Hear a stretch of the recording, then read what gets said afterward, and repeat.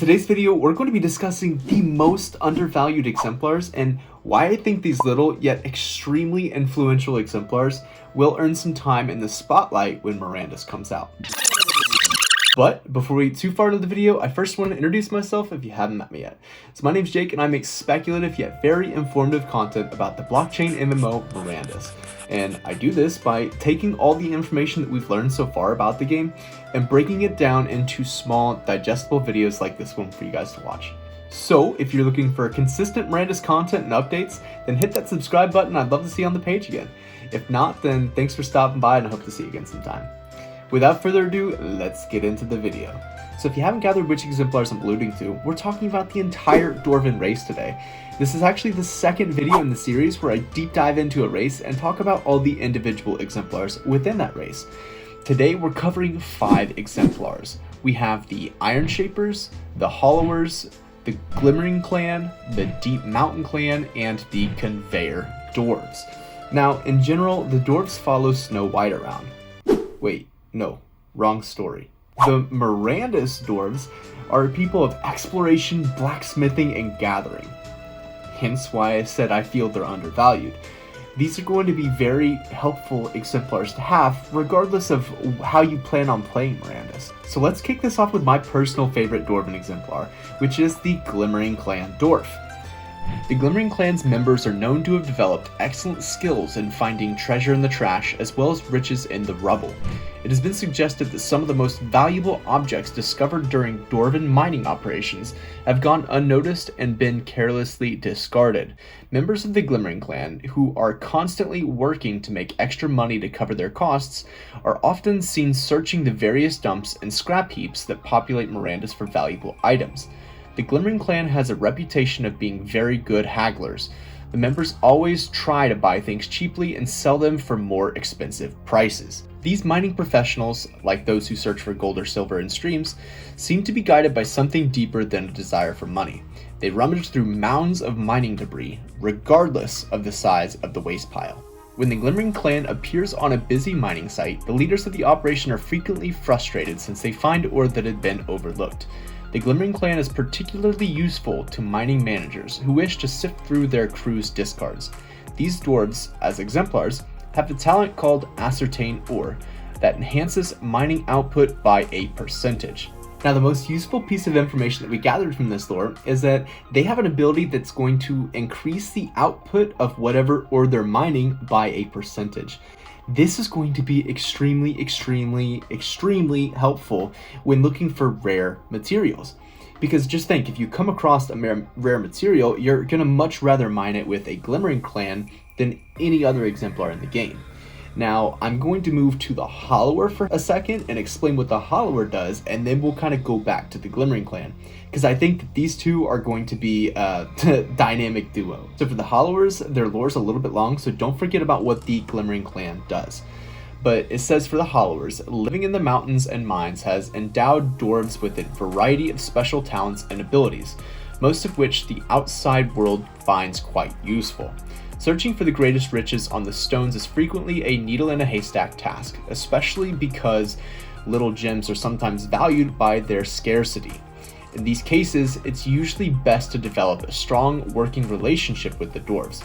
They will be more than happy to extract valuable materials in exchange for some of your excess goods, and always seem to have an extra pickaxe when yours breaks. Dwarven mining equipment is famous or infamous for its incredible strength and reliability.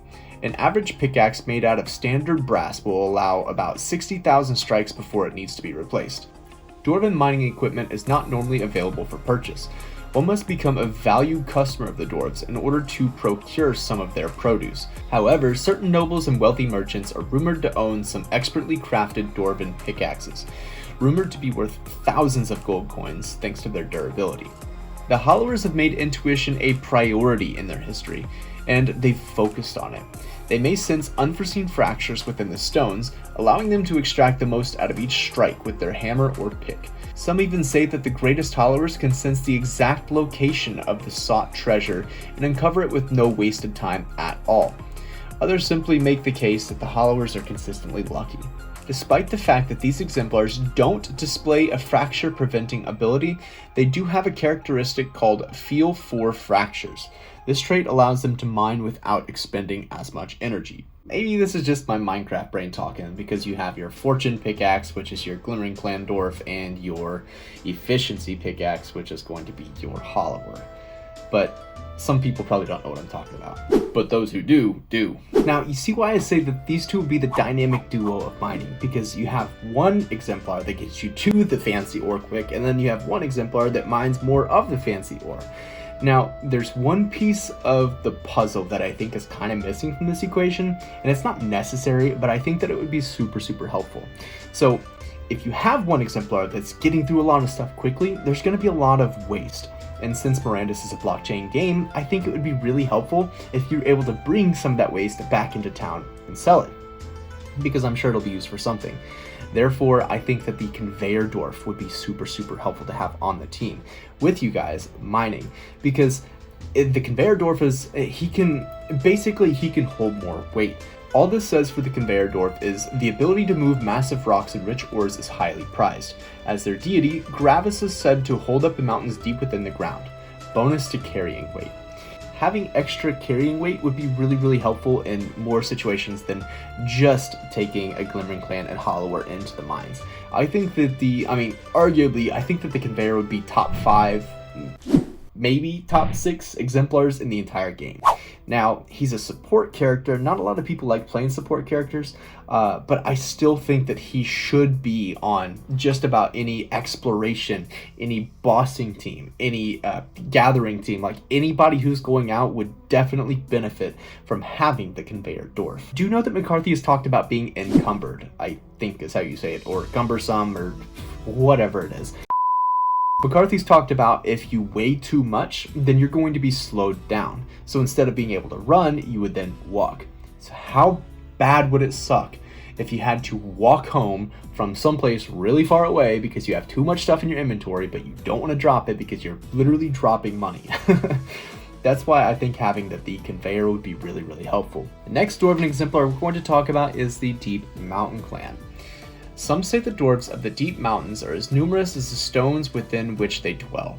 There are dozens, perhaps hundreds, of clans under the mountains and spread throughout the veins of the planet, and many of them have not seen the sky in countless centuries. They sing songs of hypnotic deep voices of the ancient kings of Mirandus past. They work hard in the mines, feast heartily at the slightest occasion, and live fruitful lives of boundless joy. The exemplars, known as the Deep Mountain Clan, have evolved through generations to see without sight in the dark. It is said that a Deep Mountain Clan dwarf can sense their surroundings with great precision, even in the darkest pitch blackness. So the way I'm looking at this is there's a Dark Sun elf that can see outside at night without light, and then you have the Deep Mountain Clan that can see inside without light.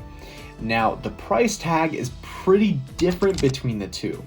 So I don't know if that's just because the elves, the elf is the elf, but is there really going to be that much difference between seeing outside at night and seeing underground at night?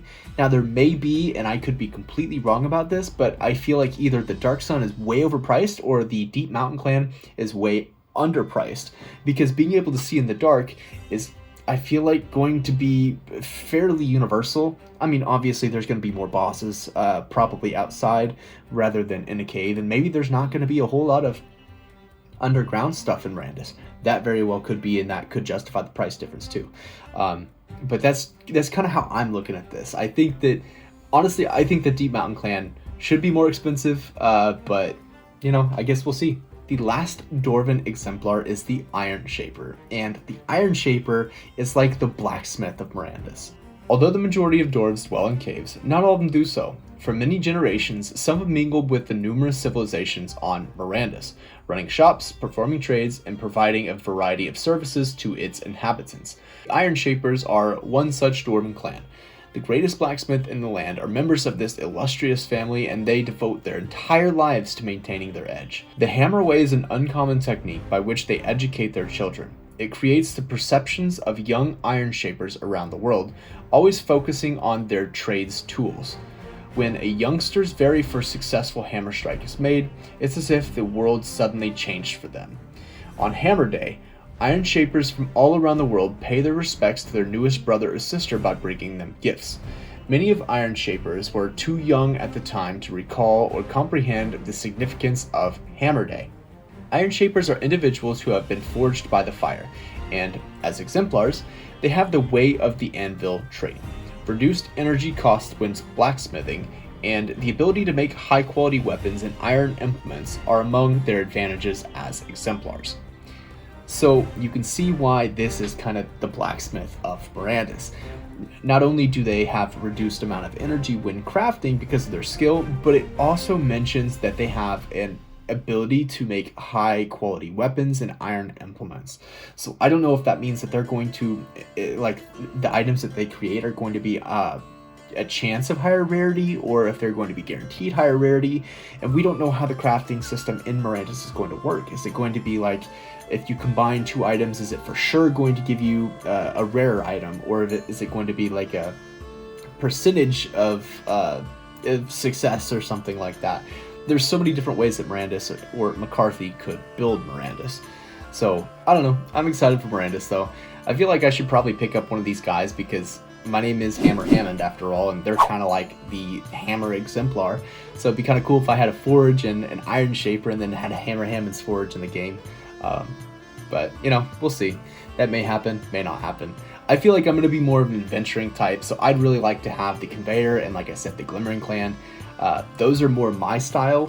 One last thing before we end the video, don't forget there's a giveaway going on right now on my last video, the 100 facts about Mirandus. All you have to do is go in there and comment the most creative or funny boss name that you could think of, and the winner's gonna get 100 Gala. It's not a lot, but it's still something kind of fun, and it's a good way to get the community involved and talking about Mirandus. If you've watched this far into the video, I really hope that you learned something from it, or at least, you know, had some fun watching. So again, thank you so much for watching, and I will catch you guys in the next one.